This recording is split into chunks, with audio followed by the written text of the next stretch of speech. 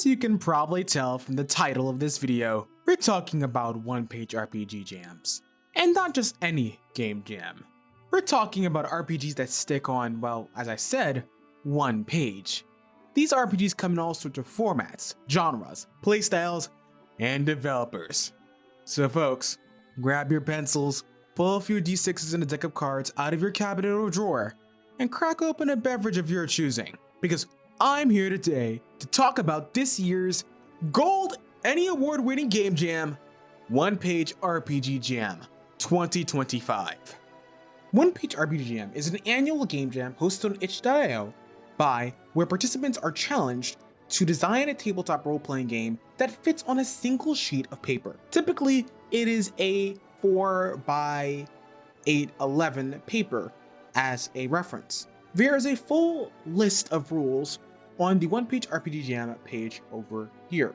The new, and in my opinion, welcomed addition is that generative AI is no longer allowed in any images, elements of images, or text used in submission or submissions itch.io's project page. This includes limited modifications to translate from another language.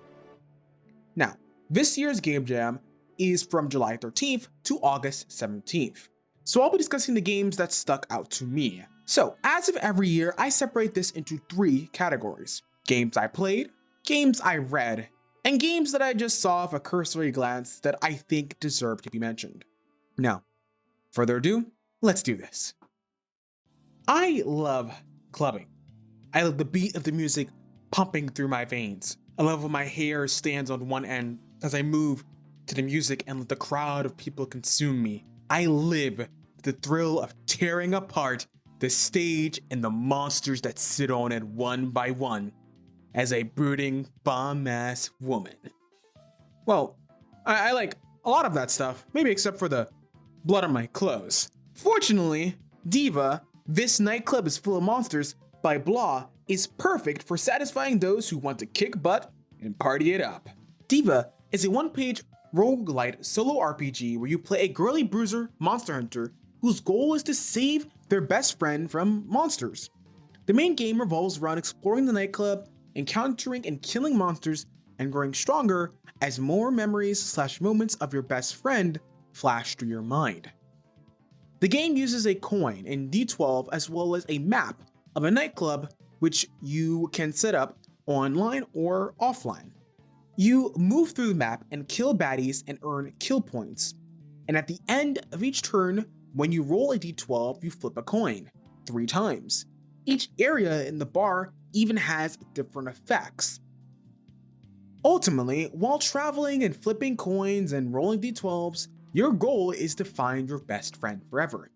And once you answer those 3 questions after killing enough monsters, you can head for the exit.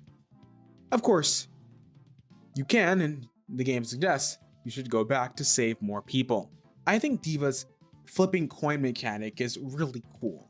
There's a range of success/failures that occur from a 50-50 roll.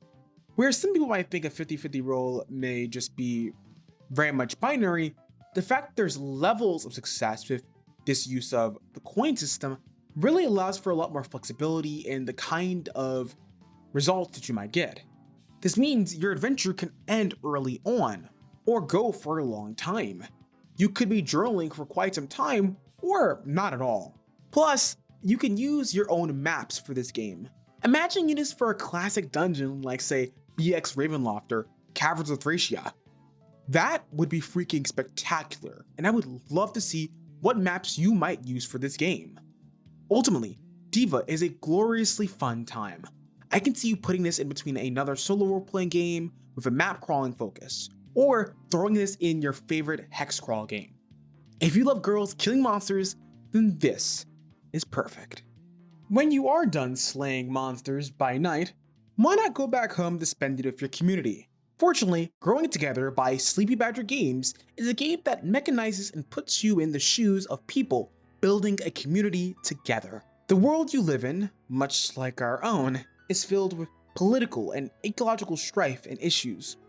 But despite that, you are tasked with dealing with housing insecurity, electing government officials, organizing protests, and keeping your community safe as you grow together. The game uses a 2d6 system, plus your ability score and a point from any item that you may use in game.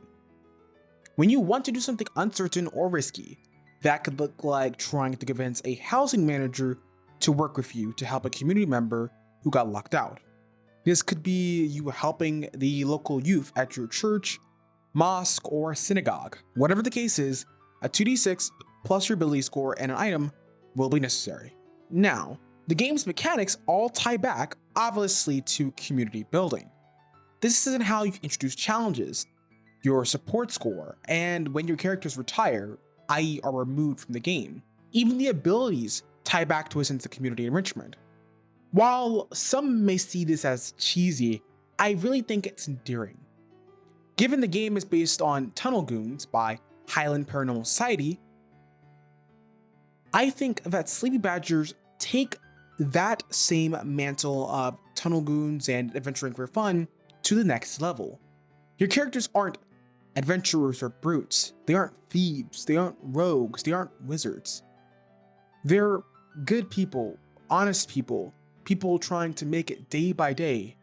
But rather than dungeon delving or seeming more heroic than they are, they're trying their best to build a community in a world that is struggling and deeply scary and isolating. It is that authenticity and beauty and how it adapts to this idea and theme of growth, which is central to One Page RPG Jam this year, that I think is extremely beautiful. Sadly, some communities will fall. They will fall to time, disease, and ecological crisis. But some may fall to a purple-green glow, a mysterious creature. And in the case of this game, That Which Grows Wicked by Axel K, you take on the role of animals who are trying to rebuild the farm before you become something different. The game uses 3 simple stats: body, mind, and charm. When you want to do something, you roll a d8. If you roll equal or lower than your stat, you succeed. If you roll between a 6 to 8, you fail and must increase any stat by 1. You cannot have any stat above 5. Ultimately, you want to avoid having 2 stats of 5 or more. If that happens, your animal becomes something that has been changed by this bizarre purple light in the sky. You lose control of who and what you are and must choose a new animal. The game revolves around this loop of managing your stats and hopefully gathering the necessary supplies to eventually restore your farm and maybe humanity. The game, as you can see from the screenshots, is pretty bare bones, but I really do think the highest quality is how when stats get high, you are actually losing for that. I think that, alongside the variety of animals you can choose from, really allows for players to have a lot of different options when they get started. Yes, you get abilities from, say, succeeding and from doing well, but you lose your identity. You lose who you are. And I think that's a really cool push and pull mechanic alongside the narrative of a mystery surrounding the purple light. It's not clear what it is, but it's certainly very interesting. Final point. It has, like I said, a lot of other animals, and one of my favorites is the goose. Seriously, just look at this description of the goose. I think it's clearly trying to reference Untitled Goose Game, which is an amazing game, I'm just saying. Once your rural town and humanity is saved or doomed, maybe we should definitely go back to something that is as equally as troubling for us internet dwellers: app reviews. Well, what if I told you there was an awesome solo RPG that captured the fun of reviewing apps on your local e-store? Good thing a game like App Reviewing Services by Koke RPGs is there to save your pretty consumerist brain. App Reviewing Services is a solo RPG that puts you into the role of an app reviewer on a special/popular mobile eShop. You're supposed to review apps and games and decide if they are approved for release to the eShop. The tables on the secondary page help you tell out your story as you review this given application. My biggest respect to this game is its simple and clear premise. The first page is used to set the premise as you use some lovely, cute art. It is colorful, abstract, and easy in the eyes. It's warm, friendly, and inviting. I can tell that this game feels like it's easing me into a journaling experience given the choice in typography and round shapes. I also just love how the game uses a singular dice, the D4. It uses this for different review aspects, those categories being type, price, genre, and review outcome. It even separates each box into different colors so that you know what you're looking at. I think if you are looking for a quick RPG experience, one that is quirky and outside of what you're usually going to be talking about or playing, I really do think this game is worth your time, especially those who like to review apps or games. Unfortunately, some games deal with the horrors of change, but change is not a bad thing. What if you welcome this new transformation? What if the story is about your transformation into something different, new, and interesting? M. Davis's The Eye, Strange It May Be, will be serving all of your TF goodness with horrifying fashion. The Eye is about chronicling that change and what does it look like in the 7+ days that you undergo this metamorphosis. The game's premise oozes this sense of mysticism, horror, and anxiety and appreciation as you unravel in this transformation into something different and new. New aspects about yourself change every other day. It could be eldritch in design or insectile or be fish-like. Whatever you roll, you get and journal out that change. Maybe this change is unbecoming of who you want to be. Maybe it's something that spices up your day job, or maybe it's something you've really been looking forward to make your life a little bit more interesting. Whatever aspect that does change you, you're also giving a blessing and a boon / bane as you transform. These blessings and banes are vague, and this vagueness really lets you lead into what they mean for your character who's changing. I think this game is a lot about the grays of transformation. What does it mean to change? Why? And the symbology around it. I love the aspects and the banes and boons that come with this game and what they have to offer. I really do think there is a lot of great prompts, and if you're looking for something that really itches at that question of what happens if I changed who I was, not just for other people, but for me, then I think this game does that with great brilliance. On the topic of change, I do believe some things should just stay the way they are. One of those things is how AI is shitifying everything we know and love. And I'd quite frankly like it if that didn't happen. And one game that really captures my feelings of frustration, anxiety, and anger and annoyance with generative AI is Building with AI by J. Dalberti. In this game, you play a lowly worker who's tasked with using an AI robotic laborer called Ralph for your oh so simple job of distributing resources between boxes. This means tasking this AI laborer, mind you with what is a simple task for a human, to place supplies into one of 4 designated squares. Each square contains a specific number of supplies to complete. You can't split the number of supplies. What you roll as a d6 will determine the number of supplies. And the AI doesn't understand emotional intelligence, empathy, or nuance. It cannot be rationed with. It only understands the directives it's given and responds with positive feedback loops in the shape of responding to its owner, even when you know you could do this by yourself. The game, more specifically, mechanically uses only 3 items, those being a d6, a standard deck of cards, and your choice of writing implement. The game's goal is this. You start off by rolling a d6. If you roll a 1 or a 6, you must draw a card from the standard deck. Your deck of cards values, as shown here, will determine how much your RFP, robotic functionality bar, goes up on Ralph. You want to essentially accomplish your task before Ralph gets to 100. The problem isn't how, while the task is easy and you could just do it yourself, it's not so simple. There is something in the narrative motivating you otherwise. It could be promotion, it could be your boss telling you otherwise, it could be your coworkers or supervisors telling you that you need to implement AI into your workflow. Whatever that is, that's for you as the player to decide through play.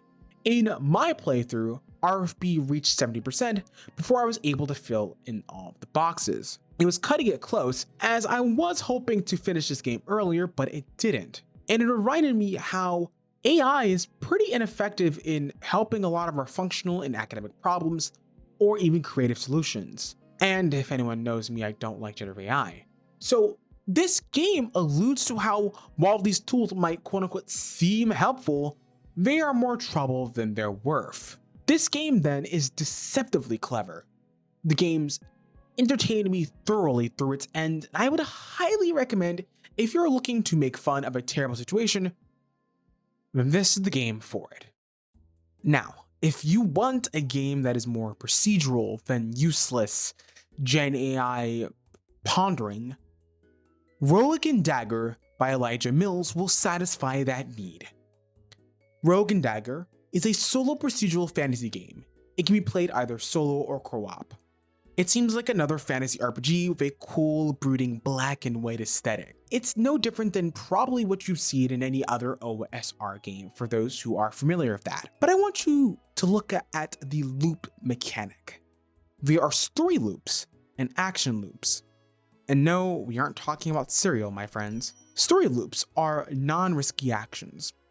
This could be talking to local townsfolk, asking for basic information around a city, building a shelter, planting a garden, or just doing anything that won't cause your character physical or mental harm. The game events suggest that various tables are used, and in my case when I was playing, I used tables like NPCs as well as story and world to really flesh out what my character, Calum, was experiencing and going through. These can really help you figure out what the end goal is for your character, an NPC, or just a general great idea for world building. Next are action loops, or action loop. This is when your adventurer is doing something risky, so you begin rolling. When you intend to do something risky, you roll a 1d6 and add any skill bonus and items from your die result. You roll and check the yes/no combat table inside story and world. And if the situation is not resolved, then return to the beginning of the action loop. Next are the games that caught my attention and I read thoroughly, but starting off strong is Ill-Gotten Games' Tower of Deviltry. In this game, you play a noble who's been cursed and must climb a tower that'll hopefully cure them of said curse. This game reminds me of video games like Celeste, Persona 3, Hades, and Pizza Tower to name a few, but more specifically, this one has a dark fantasy twist.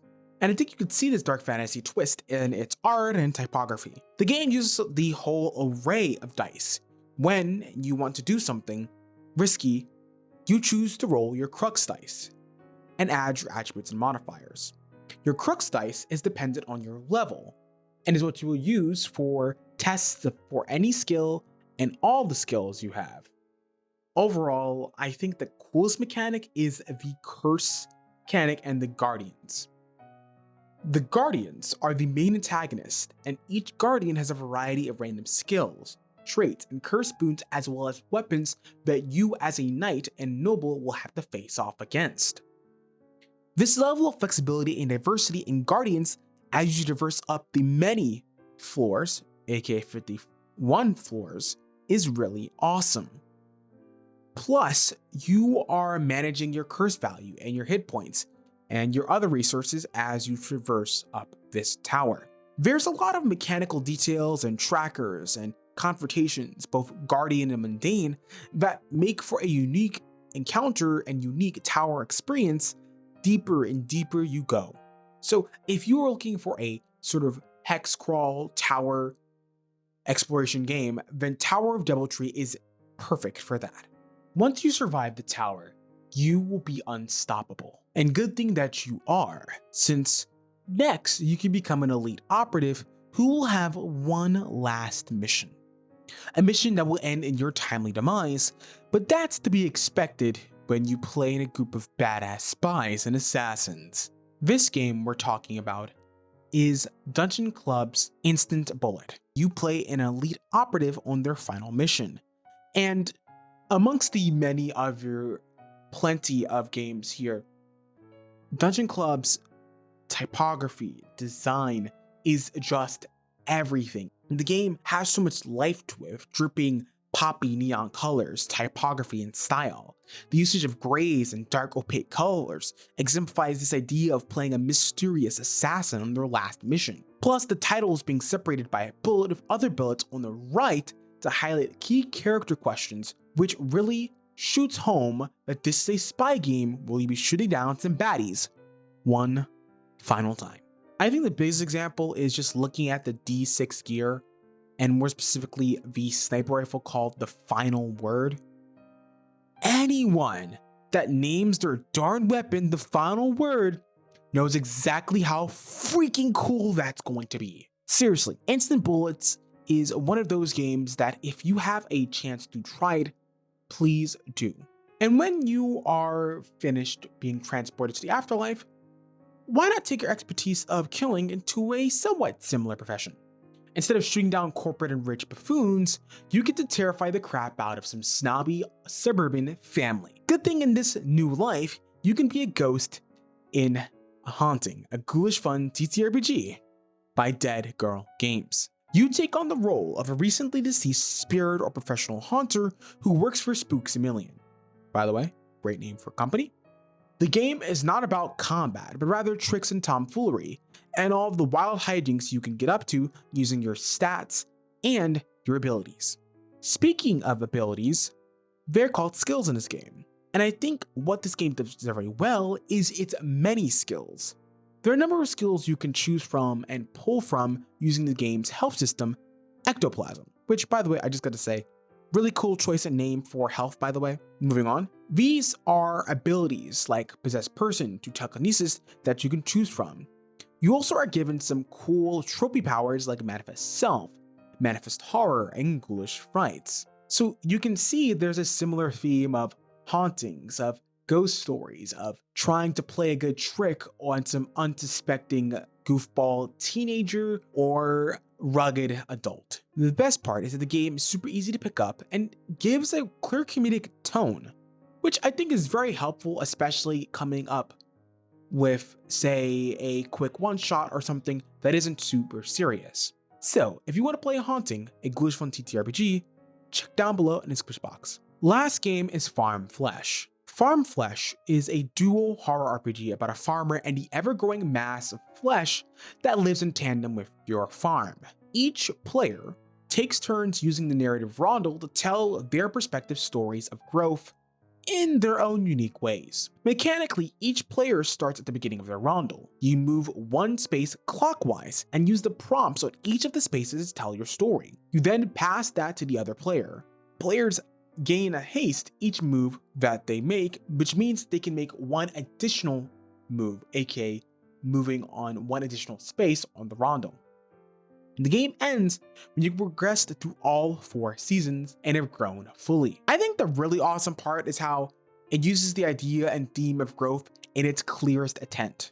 This is best seen in how the rondels are on opposite of pages, have different colorations, and have polarizing words on each section of the rondel. It is both macabre and pleasant way of using the Game Jam's growth theme to its fullest advantage while implementing a tabletop RPG that uses a rondel as its main mechanic. I honestly think this game is clever, really intuitive, and also uses a mechanic such as a rondel, which I haven't seen almost ever in my experience playing role-playing games. So, I recommend checking out Farm Flesh and the many new games down below in the description box. Last are the games I want to highlight and mention. These aren't games I played or games that I took an extensive look at, but I saw and looked through some of their pages and thought they needed to be talked about. They deserved attention. Tabletrap. This game is clearly inspired by Deltarune. I really just love the custom pixel art in general, any game that has pixel art in a tabletop RPG game is just always a benefit and boon for me. Detective Conan the Barbarian. I love a good detective story, and I love playing a barbarian. And as someone who has never seen Detective Conan or watched Conan the Barbarian, I gotta say combining both of those IPs into a game using the one-page RPG jam is freaking brilliant. Plus, the coloring and framing of the entire one-page game and usage of a sword and a magnifying glass are just as eye-catching. It's a clever and fun idea to combine two wildly different IPs into one singular concept. This game is about dealing with artist block. It is a collaborative world-building art creation game where you use your given art supplies, digital or physical, to create something given the prompts. I really love that the game helps with creative juices flowing. And as a creative, I think games like this are absolutely vital in an era where people want to use generative AI and skip past the struggle process of creating art. This game makes you and wants you to sit with that, both its discomfort and the growing pains that come with it. Bop. This game, I'll be 100%. I chose it because I just love this fella on the itch.io page. And when I went to go download the game is about a group of fools who have escaped to, up unquote, the backpackless oppressive pits. That name alone sold me. Plus, the actual game looks like this, which it isn't exactly the prettiest thing, but what I do have to say is I honestly like the concept. It's funny, it's joking, it's unserious. It's clearly a indie game at its heart, and there's a lot of just funniness to it. Plus, the author also said they made it when they were drunk, which is, I'll be honest, any person who makes a game when they're drunk or high or just generally doing something silly and then puts it out there for people to really experience and sink their teeth into always gets a net benefit from me. Also, there's one line that states, "You're also wearing underwear," but that has no mechanical relevance. That just made me laugh way too much, so I just had to include that. Next game is Mutant Freakmasters. Mutant Freakmasters tries to recapture the feeling of 90s cartoons about mutants kicking butt. Think of Teenage Mutant Ninja Turtles or Battletoads, for example. I'll be honest, when looking through the game, I couldn't really wrap my mind around the point system or the mechanics or really much of it. It just seemed a little confusing to me. Admittedly, I just have to play it and I probably will get it. What I do love though is the variety of different stats, from teamwork, weapons, and gadgets, and surprises and allies as stats. Each column is really siloed into different aspects of a person, and I do really like that. Plus, the game is cheeky, it's funny, and doesn't take itself so serious as you can see here. Q, or the Q. If you hate Qs in real life, then this game is a really cute attempt to mechanize that experience of sitting and dealing with Qs. You play fans queuing up into the line to get signatures of someone famous. It literally is a game about queuing, probably while you're queuing. And if I say queue anymore, I think I might just explode. So let's move on to the next game, which is Phasebreak Syndrome. Phasebreak Syndrome was a game that actually I saw on Blue Sky, and I really just wanted to look at. The use of these heads and this sort of dystopian sci-fi mixture is everything I'm looking for in a journaling game. Plus, the many prompts are just a great way to flesh out a character or to world build. Grand Melee. I'll be honest, a game that focuses on playing a knight, being a knight, and dealing with all of the knightly drama is honestly really cool, especially when it's simple mechanics, unlike say a game like Pendragon. So I really did enjoy seeing this on my Blue Sky feed as well. Dungeon Blast. I love games that emphasize the silliness and goofiness of goblins. There's just something about playing and being a goblin that is fun. And Dungeon Blast exemplifies this. You play a group of goblins who are trying to blow up some adventures or blow up something. The game really just has a large variety of bags that have all sorts of various explosions and items that are in it. If you're looking for a fun, quirky game, then this is the game for you.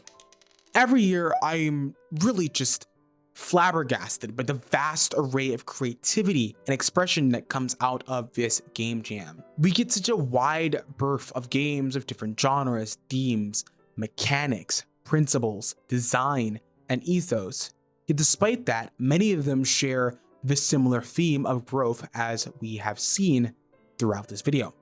It's really amazing to see how people twist the theme if they use it at all. Some lean into it entirely while others don't. The depths of creativity and how people are coming together for this game jam remind me of our capability to grow. I recall seeing One Page RPG Jam back in 2023 and thinking that this was a really cool concept. Seeing how much it's grown and how it now has its own Ennie award, I think this is a perfectly apt game to grow over time and progress. And I think it's also a reminder that you as an artist and a creative, you as a person have the potential to grow, despite what the world might say otherwise. And if you are interested in any of all these games, in submitting your own game, please go check out the One Page RPG Jam. And please, if you take anything from this video, leave a rate and comment on a favorite game of yours, whether it be your own or whether it be a friend of yours. It greatly supports the artist in question. And if you're interested in any of all these games and more, please go check them out and more down below in the description box, as well as my Blue Sky, which will link all the games there as well. Finally, if there is a game you made and I didn't cover it, let me know in the comment section. I'd love to know about it as well, since I don't think I could exactly cover 330 plus games in a matter of 2 weeks. Nevertheless, special shout out to my Patreon supporters, Harrison Parker and Paul Volpe, for your continued support. If you want to support my creativity, my artwork, and the things I make on this channel and elsewhere, you can check out patreon.com/blurdydisposition for more information. You can also check out my coffee.com, which is also Blurdy Disposition over here. And as always, I'm the average queer game jam enjoyer. Blurdy Disposition, of y'all have an awesome day. Ciao.